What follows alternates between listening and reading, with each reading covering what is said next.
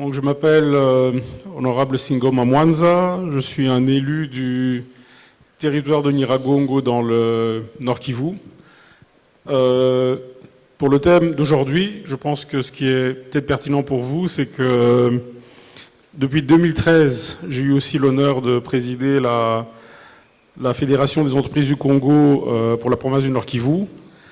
Et ça m'a poussé justement à connaître de près les questions un peu qui sont liées au développement économique de cette partie du pays.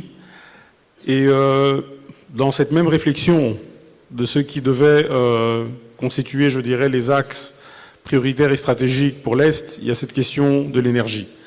Alors dans mes activités, notamment à la FEC, on a eu, avec d'autres hommes d'affaires de la place, on était les initiateurs de la société qui s'appelle Société congolaise de distribution d'eau et d'électricité, qui a eu un contrat de rachat d'électricité avec Virunga Energy. Donc cette société distribue 5 mégawatts d'électricité dans la ville de Goma.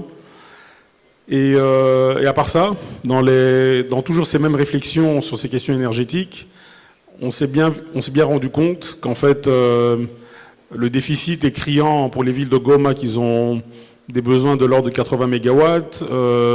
Les territoires aussi ont un gros déficit en énergie. Donc avec un partenaire américain qui s'appelle Symbion, qui a gagné l'appel d'offres pour un des blocs de gaz méthane. Il y a un projet de pratiquement 140 mégawatts, 700 millions de dollars, qui devront à terme développer cette énergie-là et la transporter jusqu'en Ituri. Donc voilà ce que je peux dire brièvement comme introduction pour le sujet du jour. Merci honorable pour cette entrée en matière. Honorable, qu'est-ce que vous pouvez dire pour que nous puissions réussir notre intégration, notre inclusion et notre prééminence? Oui, très bien. C'est peut-être pour un peu partager des informations. Si vous voyez l'Est du Congo, je prends l'Ituri, le Sud Kivu, le Nord Kivu, nous n'avons pas d'accès sur l'océan Indien. L'accès sur l'Atlantique, ce serait comme Madame la directrice a expliqué ici, qu'on utilise le fleuve Congo comme une voie qui nous permettrait d'arriver jusqu'à Banana et accéder à l'Atlantique. Donc la voie utilisée actuellement, c'est ce qu'on appelle le corridor nord et le corridor central. Le corridor central, c'est toutes les évacuations qui vont via le port de Dar es Salaam. Et le corridor nord, c'est tout ce qui va vers le port de Mombasa, donc au Kenya. Alors ces corridors-là, qui traversent plusieurs pays et qui arrivent à l'océan Indien pour exporter et importer les produits, je dirais que c'est un peu ça la grande question pour l'intégration régionale. Mais quand on regarde les transferts, je dirais, de produits qui viennent vers le Congo ou qui quittent le Congo vers des pays étrangers, il y a un déséquilibre dans les échanges, parce que l'Est du Congo reçoit beaucoup de produits, je dirais, manufacturés. Elle exporte des produits, je dirais, agricoles, non transformés, et elle subit aussi, notamment, ce qu'on connaît, qui a été discuté longuement, c'est-à-dire l'exportation frauduleuse ou pillage des ressources naturelles qui doivent passer par ces axes-là. S'il faut rééquilibrer les échanges en tenant compte des atouts que l'Est dispose, c'est-à-dire des terres agricoles très riches, une population laborieuse et une économie qui peut facilement être diversifiée vers l'agro-industrie, le transport et le tourisme, comme ça a été cité ici. À ce moment-là, il faut qu'on ait une stratégie post-conflit qui va nous permettre d'arriver à ces objectifs-là. Alors, l'énergie, ça a été longuement dit, est clé et prioritaire pour pouvoir arriver à créer ces agro-industries et ces autres secteurs qui permettront à ce que, même dans cet espace régional qui utilise le corridor central et le corridor nord, eh bien, à moyen terme, la RDC peut commencer à exporter des produits manufacturés. L'avantage de basculer vers une économie industrialisée, c'est que vous basculez vous n'avez plus de l'artisanal, vous diminuez la pression ou la dépendance sur tout ce qui est un peu cette économie informelle, et on va sur une économie formelle qui peut générer des taxes. Et si vous avez des taxes, vous pouvez aussi investir dans le social des populations, c'est-à-dire bâtir des écoles, bâtir des hôpitaux. Donc à ce moment-là, les provinces de l'Ituri, Tanganyika, Nord Kivu, Sud Kivu, pourront avoir des infrastructures sociales, des infrastructures de routes, etc., financées par les taxes collectées de cette économie officielle industrialisée. Donc c'est un peu ça. Mais là, un des points qu'il faut souligner, qui reste quand même... un écueil. Qui reste un écueil, comment financer ce développement? Comme vous le savez, notre État a des ressources limitées. Nous avons des investisseurs congolais, étrangers. Donc ici, la question de financement peut se résoudre par la bonne réglementation. Parce qu'aujourd'hui, si vous prenez des grandes banques d'investissement qui peuvent investir, mettons, dans l'énergie, etc., la seule chose qu'ils vous demandent, c'est ayez une réglementation transparente et un cadre, je dirais, incitatif, notamment dans vos lois. Alors la bonne chose pour le Congo, c'est qu'en 2014, on a voté une loi d'électricité qui est une des plus libérales sur tout le continent, qui permet à ceux qu'on fasse des projets d'énergie qui peuvent aller de la production à la transmission, à la distribution, sans devoir passer par un intermédiaire qui peut être, je dirais, une société étatique. Donc, pour les financements, pour les banques, c'est intéressant, parce que ce sont des projets qui sont viables, du fait qu'on peut récolter les fonds générés par le projet pour pouvoir payer la dette.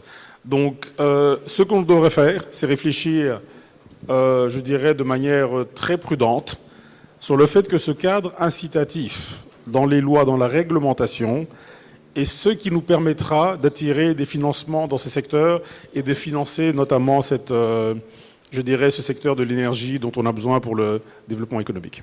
Merci, merci honorable pour ces éléments. Merci, monsieur Camille Kabasele. Vous avez parlé de saisir les leviers et la stratégie des projets leviers.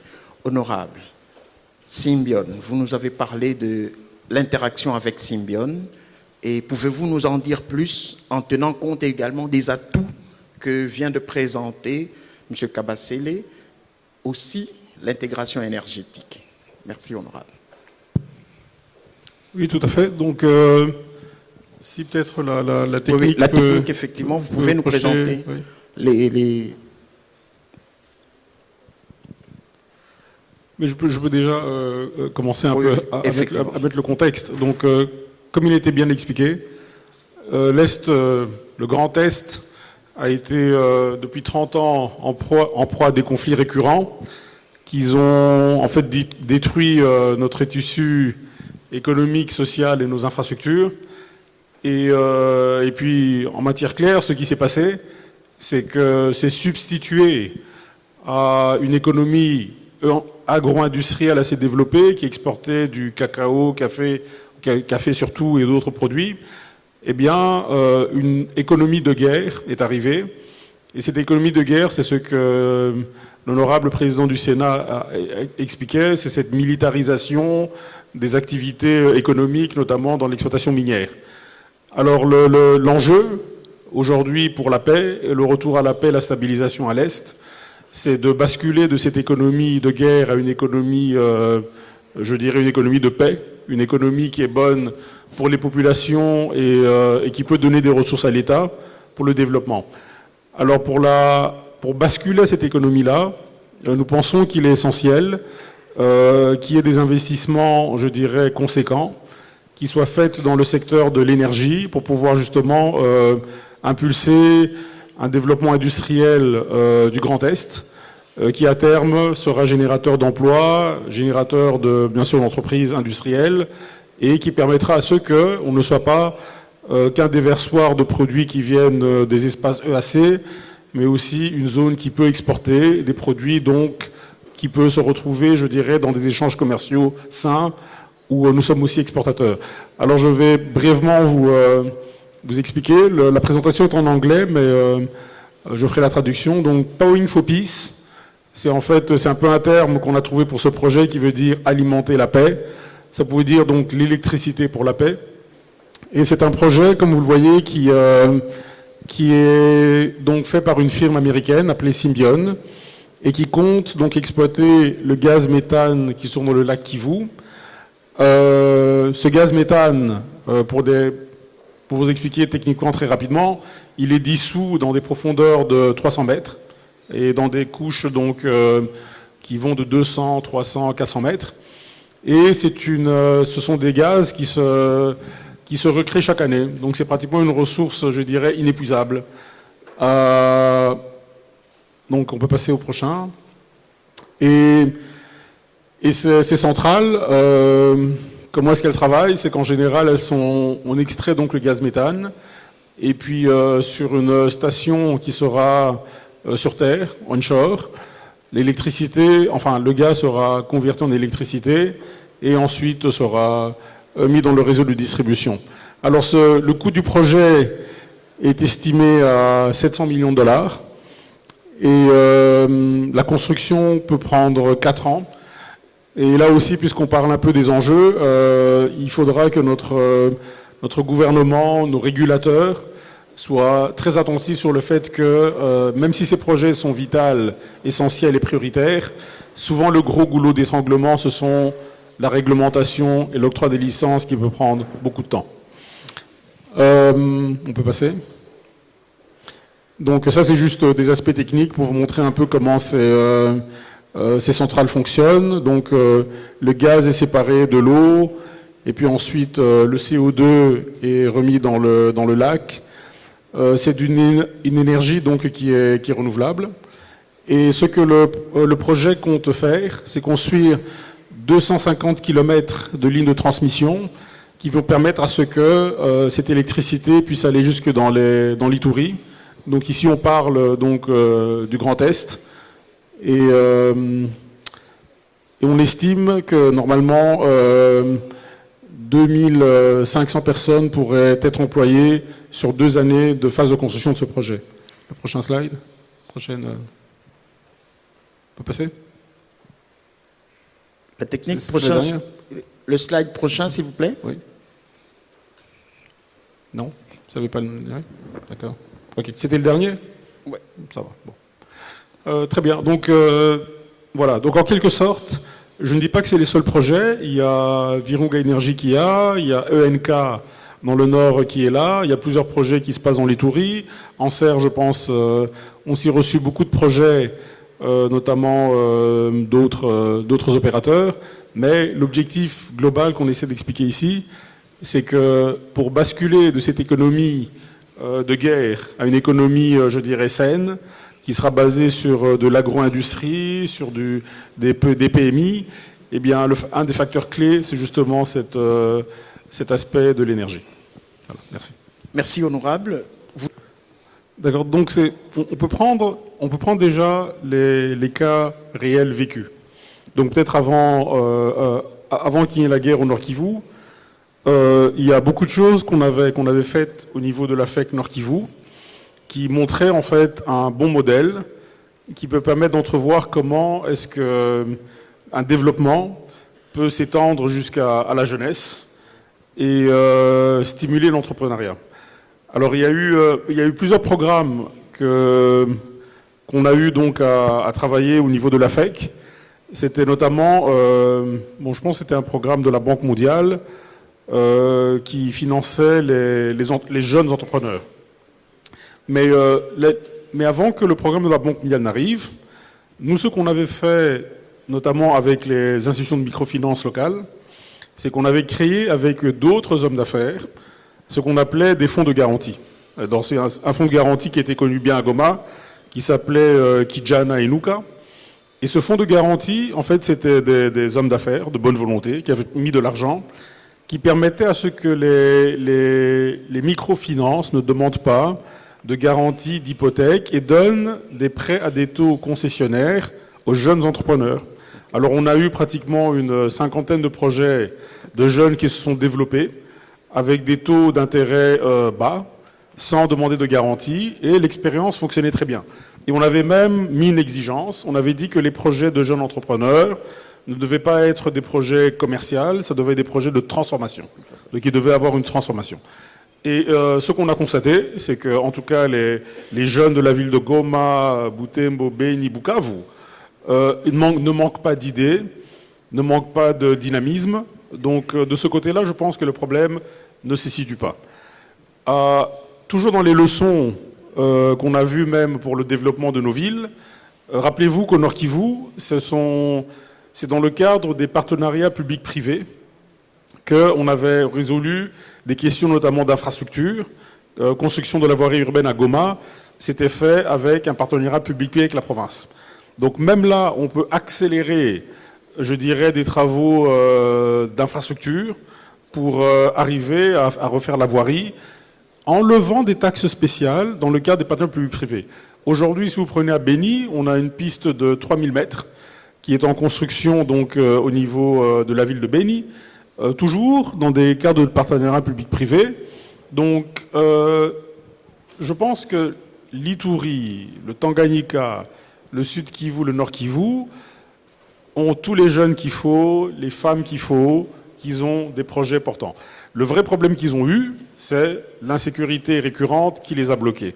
Mais si on arrive à résoudre ce problème de sécurité et qu'on donne à ces entrepreneurs très dynamiques, hommes, femmes, et dans les territoires et dans les villes, on leur donne accès à l'énergie, je vous assure, l'expérience que j'ai eue personnellement, ils ont des projets. En fait, eux, c'est pratiquement le starting block. Si vous leur donnez l'énergie, vous leur donnez une stabilité, vous verrez de vous-même, il y a un développement qui va s'insuffler. L'espoir est permis donc. Honorable, vous avez la parole. Très bien, merci. Je pense qu'il y a eu 2 questions de la part de madame. La première question, c'était une question sur les cadres incitatifs en tenant compte de la réglementation. Bon, je vais essayer de donner peut-être une illustration un peu pratique. Prenons le cas de ce projet gaz-méthane. On a plusieurs intervenants. On a le ministère des Ressources hydrauliques, on a le ministère des Hydrocarbures, et je dirais, bon, c'est les 2 ministères. Donc, on a 2 lois aussi. Il y a la loi sur l'électricité qui arrive, et aussi la loi sur les hydrocarbures.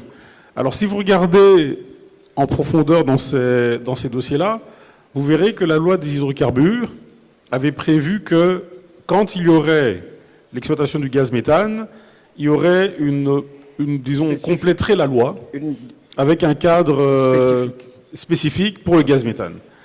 À la date d'aujourd'hui, ça n'est pas encore fait. Donc, on a un vide juridique à rattraper. Donc ça, c'est déjà un aspect.